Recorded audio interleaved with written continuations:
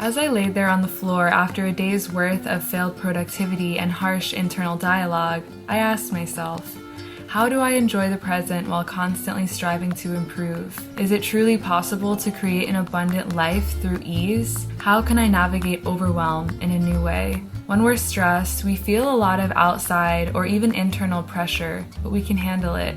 We know what actions to take to fix it. We can logistically and emotionally take on these actions, even if we're concerned about how much time and effort they'll take, says Brené Brown in her podcast, Unlocking Us.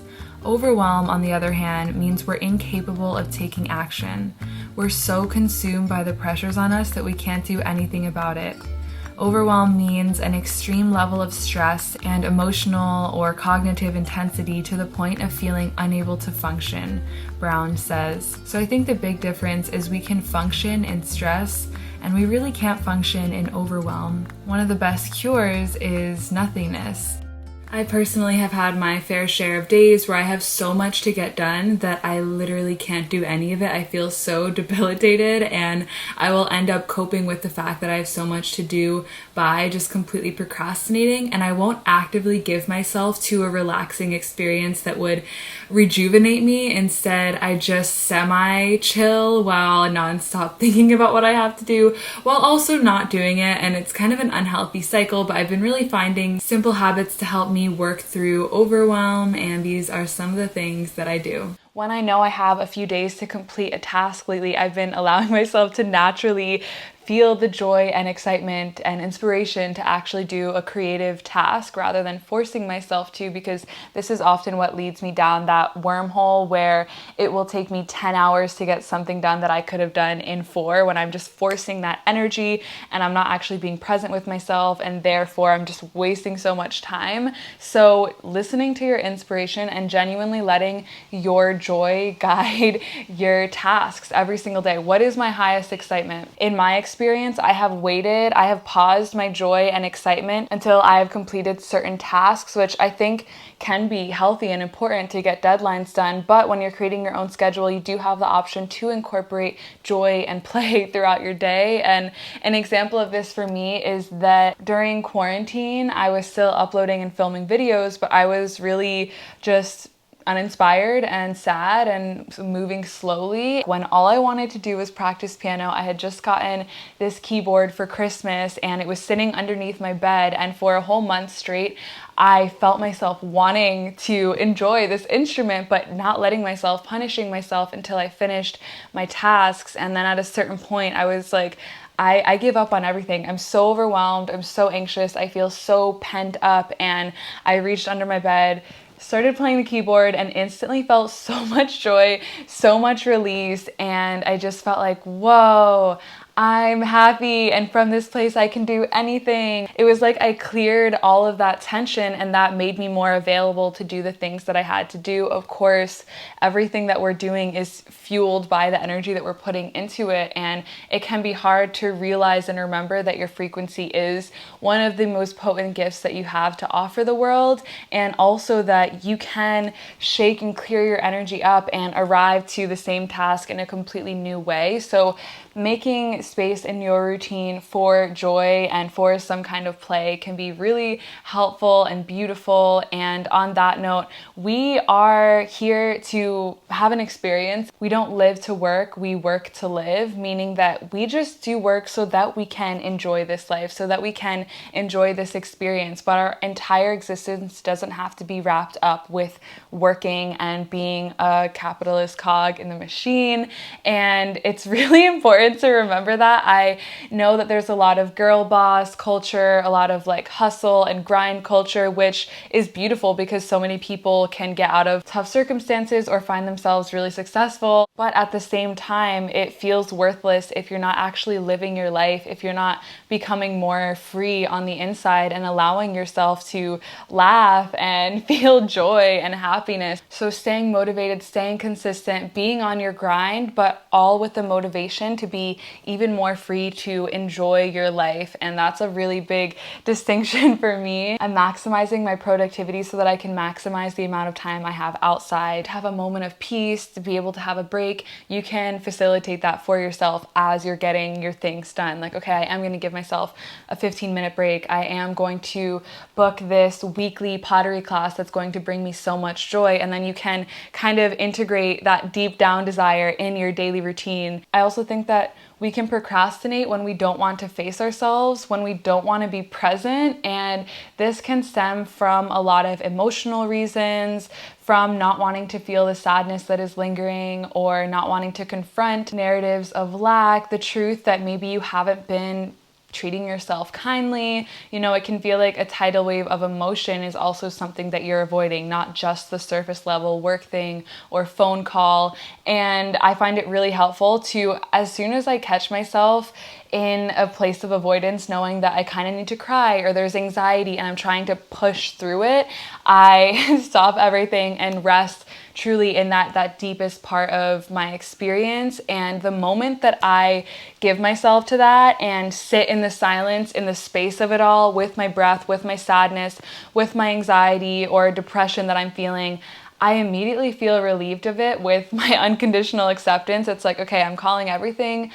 to rise to the surface, knowing that I'm beyond it. What is here? Yes, I've been neglecting myself in these ways. Yes, I feel nervous and anxious about this. How can I move through that? And I have a little emotional regulation session with myself. And today's video is sponsored by BetterHelp. BetterHelp offers licensed therapists that are trained to listen and help you. You can talk to your therapist in a private online environment at your convenience. There is a broad range of expertise in BetterHelp's 20,000 plus therapist network that gives you access to help that you may not normally find in your area. You just fill out a questionnaire to help assess your specific needs, and you'll get matched with a therapist in as little as 48 hours. Then you can schedule video or phone sessions, send unlimited messages, and everything that you share is confidential. And I'm personally doing talk therapy again after many years. I was experiencing a few days in a row of overwhelm and of emptiness slash hopelessness, and it feels so good to have a weekly check-in session with my therapist. I just started seeing her again and I'm already feeling like so grounded, so much lighter, knowing that there's space and permission for all of my experience to be heard. You can request a new therapist at no additional charge anytime and join the 3 million plus people who have taken charge of their mental health with an experienced BetterHelp therapist. Get 10% off your first month at betterhelp.com/hitomi. It will also be the first link in my description box down below. That's betterhelp.com/hitomi. I definitely recommend checking them out if you have had consistent days of sadness or just feel like you need other resources besides just yourself. I love a good morning routine, and that girl has become such a big trend on TikTok and on YouTube, but it doesn't have to look like that. It doesn't have to look like what it looks like for me, which is waking up with the sunrise and doing some breath work, yoga, working out, and eating a good breakfast all before 7 or 8 a.m. That is just one version of what a good routine looks like, and yours can look completely different and customized to you. But this helps me feel really empowered as I start my day, having some grounded rituals to return back to myself. And the thing about this is it's not supposed to stress you out, and it's not supposed to be something that you attach to, you know, waking up at 5 a.m., getting all this stuff done before noon. It's not actually meant to be an aesthetic at all. It's just supposed to be something that helps you enter the flow state. So what does that look like for you? What things make you feel on top of it, focused and clear? I think that it's really healthy to sleep in. I think that for some people, if they work out in the morning, they can be tired all day, and maybe working out after a long work day makes you really ready for sleep and rest really well. So just finding for yourself what your highest self routine looks like, and sticking to it as often as you can in a way that's easeful. So not attaching to it and feeling completely awful about yourself if you don't do all of those things, which it took me a good few years to hack this and realize that just because I didn't wake up at 5:30 or 6 a.m. doesn't mean that my day is ruined. I can still have a lovely day. I can still anchor some of those rituals in throughout my day at different times. When you're not attaching to a routine, then you can so much more quickly return to love and realize that, oh, there's opportunities right now for for me to move forward in a productive but peaceful way. I can do 5 minutes of breath work, answer those emails, listen to a really grounding podcast on the way to work, and feel really complete, even if I didn't have a 2-hour morning routine. And forcing things / being extreme or being dogmatic has never worked for me. I always just listen to the evidence of what I'm putting into my life. So let's say that I spent 5 hours on my phone one day. I don't have to force myself to never use my phone again, punish myself for it, and try to lock my phone away, because that's just going to create a stronger attachment. I just listen to the evidence and the information that comes from that, and I'm like, oh, I didn't feel good. I wasn't focused. I thought that I was going to be half editing my video and half watching this show, but I just ended up watching the show. And over time, you will start to show up differently. It's kind of like this story I once heard about, I think it was Ram Dass, or it was in some ashram, where the guru said that you don't have to stop drinking or you don't have to quit smoking and having sex, but the more that you show up here, I can't promise that you're going to want to do those things on your own. He was very adamant on not condemning him from these human urges, but also being clear that like once you start to refine your awareness and really start to reflect on how things are making you feel, you might show up a little bit differently. And that's kind of how I act with my morning routine, is like, I'm not going to punish myself, I'm not going to feel bad about not getting it perfectly right every time, but I am going to just naturally choose and make that choice out of love to rise early, to rest early, put good things into my body. It's never out of punishment or just trying to create an aesthetic for myself. And throughout my workflow, I will have incense, I will have tea there, snacks already made. I kind of lay it out. I make it a whole co-working experience.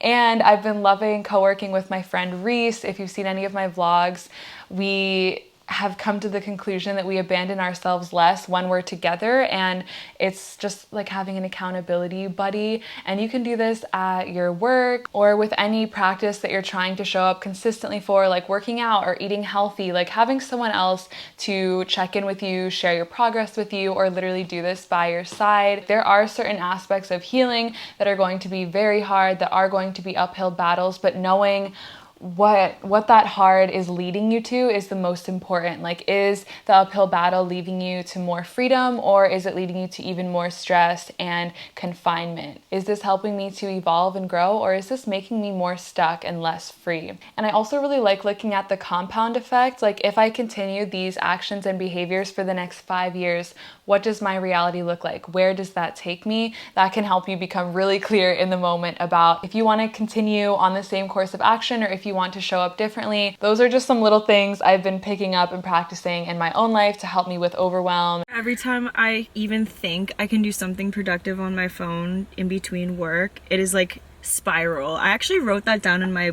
little notebook once. I was like, honestly, you're just not disciplined enough to be doing that. Like, truly, yeah. You can be on your phone when you're disciplined enough, but like currently I don't feel like, I just don't think phones in general are ever going to lead us into some, like, what are we doing? Going to be on like learning our third language in between work? I don't know. I think there's like an honesty that sometimes I have to face of like, who do I really want to be? I'm by myself and I have to hold myself accountable. So it's like, what can I do to actually make me feel really like proud of myself? Even if it is like riding my bike or making a really good snack, or I don't know.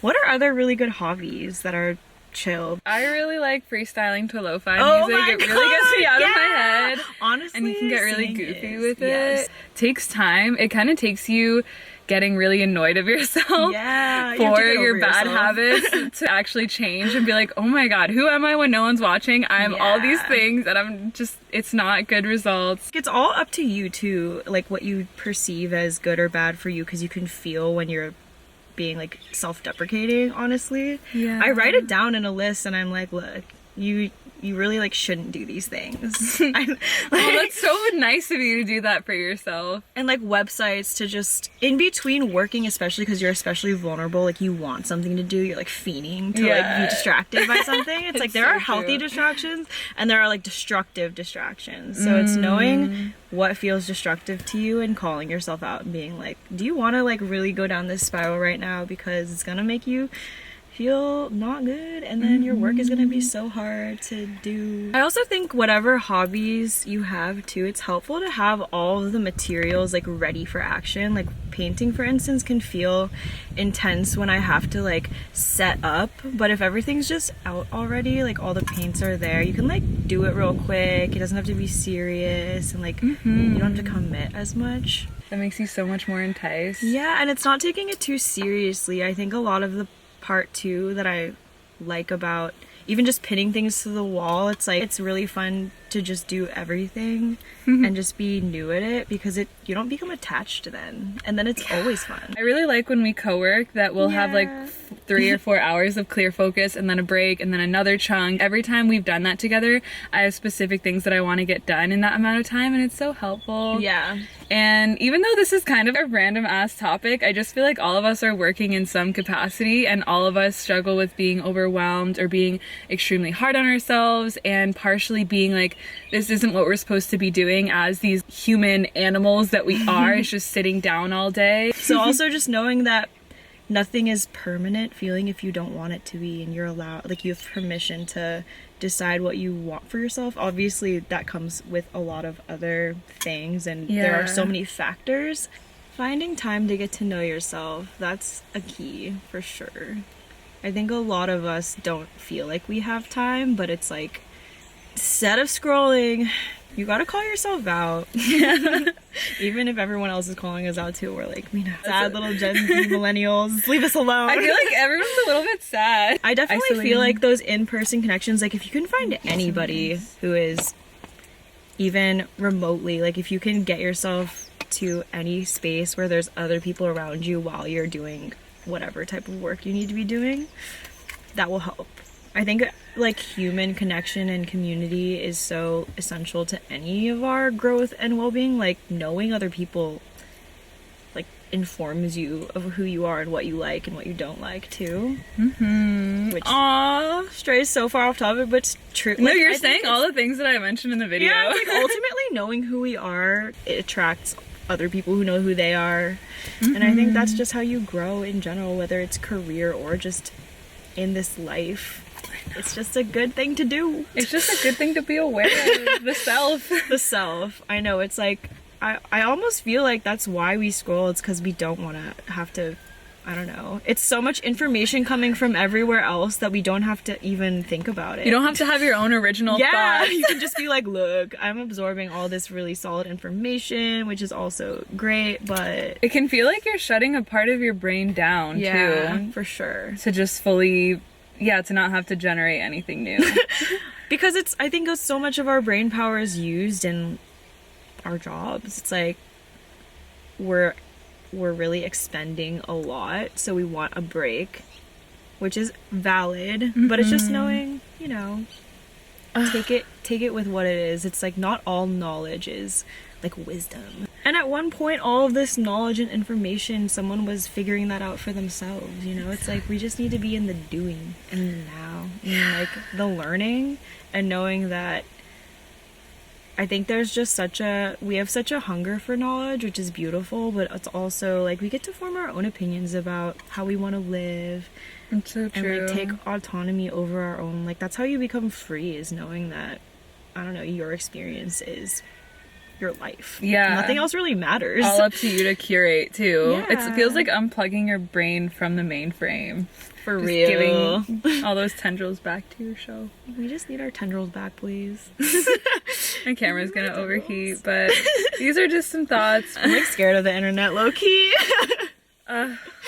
Just the collective consciousness on a digital plane. No big deal. Form your own opinions. I don't know. Don't bully us. Yeah. We don't know anything. I'm just a fucked up girl trying to find my own peace of mind. Just trying to not struggle our whole existence, you know, just trying to be free. Sit in the car with like a nice breeze going, you know. This is great.